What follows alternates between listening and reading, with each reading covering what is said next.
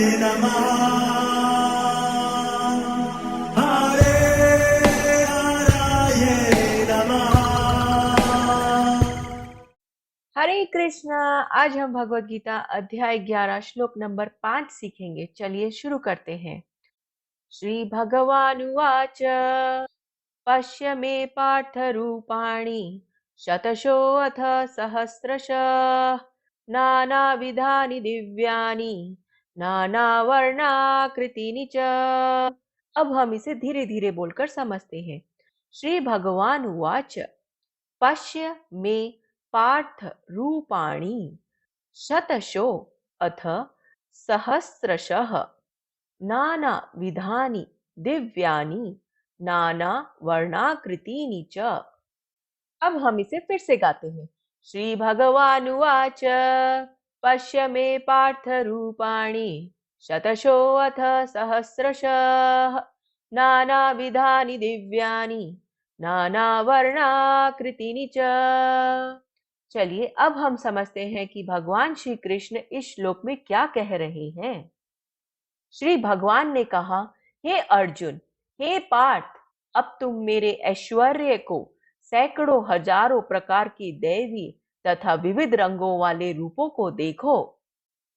हरे कृष्णा। अब हम अध्याय 11 श्लोक नंबर 6 सीखेंगे। चलिए शुरू करते हैं। पश्यादित्यान् वसून् रुद्रान् अश्विनौ मरुतस्तथा बहुन्येऽदृष्टपूर्वाणि पश्याश्चर्याणि भारत। अब हम इसे धीरे धीरे बोलकर समझते हैं। पश्यादित्यान् वसून् रुद्रान् अश्विनौ मरुतस्तथा बहुन्य अदृष्टपूर्वाणि पश्याश्चर्याणि भारत। अब हम इसे फिर से गाते हैं। पश्यादित्यान् वसून् रुद्रान् अश्विनौ मरुतस्तथा बहुन्य दृष्टपूर्वाणि पश्याश्चर्याणि भारत। अब हम समझते हैं भगवान श्री कृष्ण इस श्लोक में क्या कह रहे हैं। हे भारत, लो तुम आदित्यों, वसुओं, रुद्रों, अश्विनी कुमारों तथा अन्य देवताओं के विभिन्न रूपों को यहाँ देखो। तुम ऐसे अनेक आश्चर्यमय रूपों को देखो जिन्हें पहले किसी ने न तो कभी देखा है न सुना है। हरे कृष्णा। अब हम अध्याय 11 का श्लोक नंबर 7 सीखेंगे। चलिए शुरू करते हैं। इहैकस्तं जगत्कृत्स्नं पश्याद्य सचराचरं मम देहे गुडाकेश यच्चान्यद् द्रष्टुम् इच्छसि। अब हम इसे धीरे धीरे बोलकर समझते हैं। इहैकस्थं जगत्कृत्स्नं पश्याद्य सचराचरं मम देहे गुडाकेश यच्छान्यत् द्रष्टुम् इच्छसि। अब हम इसे फिर से गाते हैं।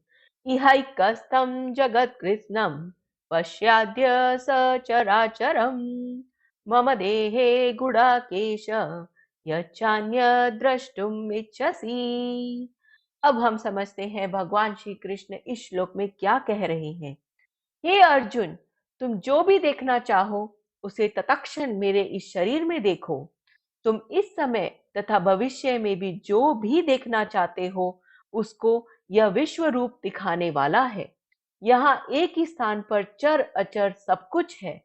हरे कृष्णा। चलिए अब हम महाप्रेम प्रभु जी से इस श्लोक के बारे में और अच्छे से समझते हैं। हरे कृष्णा जी। तो भगवान श्री कृष्ण अर्जुन की प्रार्थना सुनकर अब अपने विश्व रूप दिखलाने की तैयारी कर रहे हैं। यहाँ पर भगवान श्री कृष्ण पहले उसका वर्णन कर रहे हैं, अभी रूप दिखलाया नहीं है, उसका वर्णन कर रहे हैं जिससे कि अर्जुन तैयार हो जाए कि भी एक बहुत विशाल बहुत अद्भुत रूप उनके सामने आने वाला है।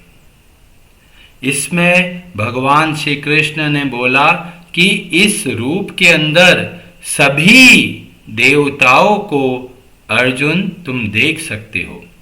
तो यहाँ पर कौन कौन देख सकते हैं? आदित्य, वसून, रुद्र, अश्विनौ, मरुतस्तथा।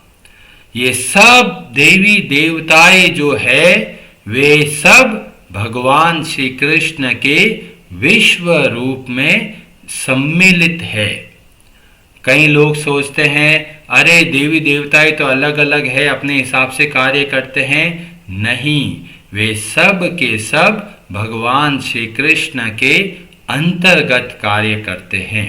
पिछले श्लोकों में हमने बोला था कि जो देवी या देवता हमारी मनोकामना पूर्ण करते हैं वे वास्तव में भगवान श्री कृष्ण के द्वारा ही प्रदान किए गए हैं।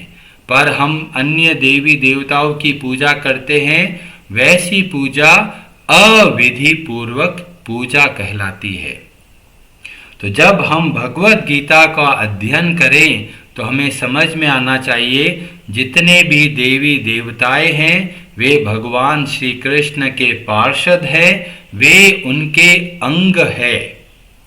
अब कई लोग बोलेंगे अच्छा जी अंग है तो हम उनकी पूजा कर लेते हैं, तकलीफ क्या है?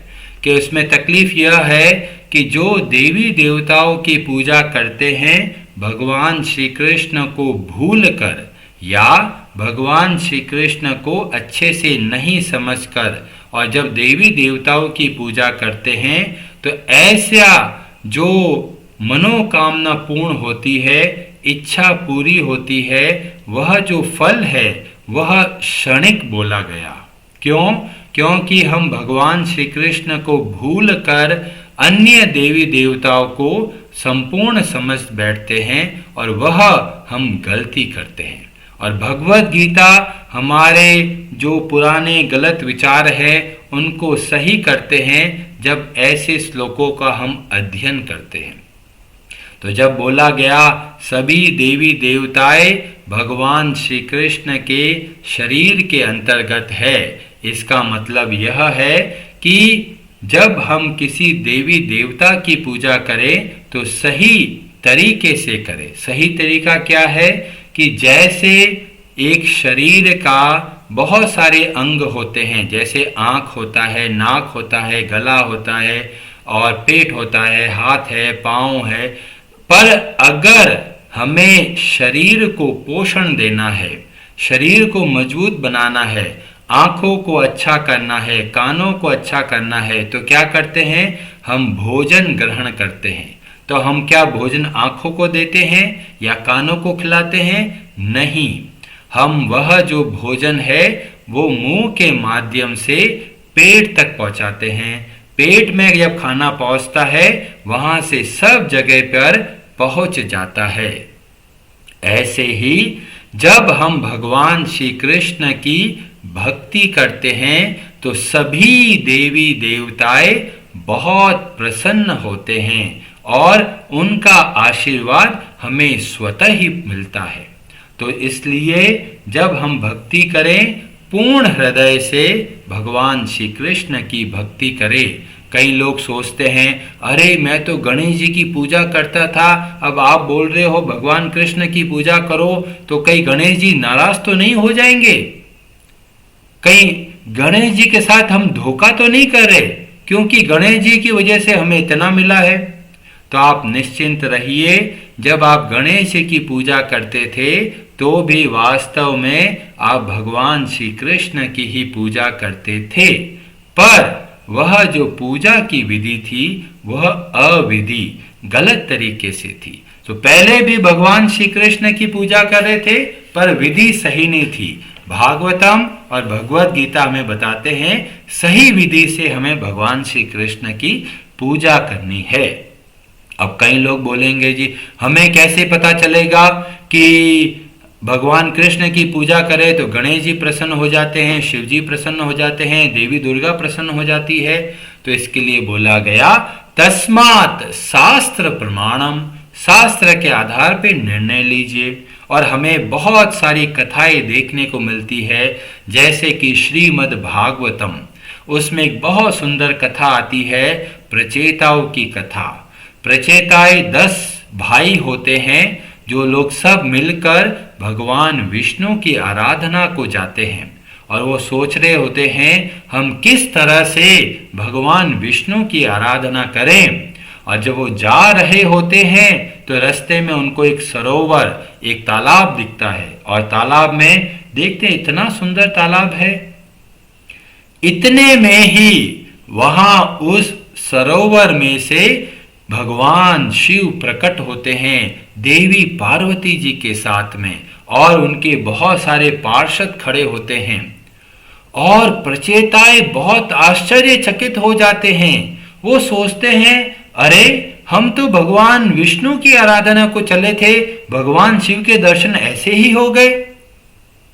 तब भगवान शिव मुस्कुरा के बोलते हैं कि आप सब लोग भगवान विष्णु की आराधना के लिए जा रहे हो, इससे मुझे बहुत प्रसन्नता है और मैं इतना प्रसन्न हूं कि मैं स्वयं बिना कोई तप किए मैं स्वयं आकर आप लोगों को दर्शन देने आया हूं, क्योंकि जो भगवान विष्णु के भक्त होते हैं वे मुझको बहुत प्रिय है। और उसके बाद में भगवान शिव बहुत विस्तार से उपदेश सुनाते हैं प्रचेताओं को, जिनको बोला गया रुद्र गीता। तो रुद्र गीता में क्या वर्णन आता है? भगवान शिव बताते हैं कि किस तरह से भगवान विष्णु की आराधना करनी है।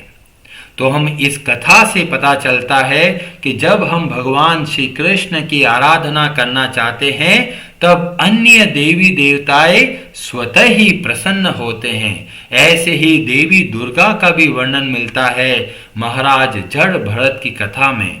तो हमें देखने को मिलता है जब हम भगवान श्री कृष्ण की आराधना करना चाहते हैं या उनकी भक्ति करते हैं तो अन्य देवी देवताएं बहुत संतुष्ट होते हैं, बहुत तृप्त होते हैं। तो जब हमें भगवान श्री कृष्ण की आराधना करनी है तो मन में ये द्वंद्व नहीं लेके आए कि अरे मैं तो पहले उनकी पूजा करता था, इनकी पूजा करता था, अब भगवान कृष्ण की पूजा करने लग गया तो कहीं दोष तो नहीं लगेगा। किसी प्रकार का दोष नहीं लगेगा, बल्कि पहले जो पूजा करते थे वो अच्छे तरीके से नहीं करते थे। तो यहाँ पर इस श्लोक में जैसे बताया भगवान श्री कृष्ण अपने विश्व रूप में सभी देवी देवताओं के दर्शन की बात करते हैं और फिर अगले श्लोक में जब बोलते हैं कि ये पूरा का पूरा ब्रह्मांड मेरे शरीर के अंदर देख सकते हो। अब हम लोग बहुत आश्चर्यचकित हैं कि ऐसा कैसा अद्भुत रूप है कि भगवान उस सृष्टि में खड़े हैं और भगवान के अंदर संपूर्ण सृष्टि है। जैसे कि यशोदा मैया को जब भगवान श्री कृष्ण अपने मुंह के अंदर करोड़ों ब्रह्मांडों के दर्शन कराते हैं और दर्शन कराते कराते वहां पर यशोदा मैया अपने आप को भी देखती है भगवान के मुखमंडल में। तो कहने का मतलब है भगवान श्री कृष्ण की शक्ति बहुत ही अचिंत्य है, वो हमारी बुद्धि की सीमाओं से बहुत दूर है। वो भगवान श्री कृष्ण के नाम, रूप, गुण और लीला ये सब के सब अद्भुत है। और जब हम उनको सावधानी पूर्वक समझने का प्रयास करते हैं तो भगवान श्री कृष्ण बोलते हैं कि उनका वापस पुनर्जन्म नहीं होता। अब कई लोग बोलेंगे अरे जी हमें तो बहुत अच्छे से पता है भगवान श्री कृष्ण के बारे में। तो भगवान बोलते हैं तत्व से जानना। अब कई लोग बोलेंगे तत्व से जानने का क्या मतलब होता है? तत्व से जानने का मतलब है भगवान श्री कृष्ण की भक्ति करना। क्यों? क्योंकि 15वें अध्याय में भगवान श्री कृष्ण बोलते हैं कि जो भगवान श्री कृष्ण को अच्छे से समझते हैं, जो अच्छे से भगवान श्री कृष्ण को जानते हैं, स सर्वविद भजति माम सर्वभावेन भारत।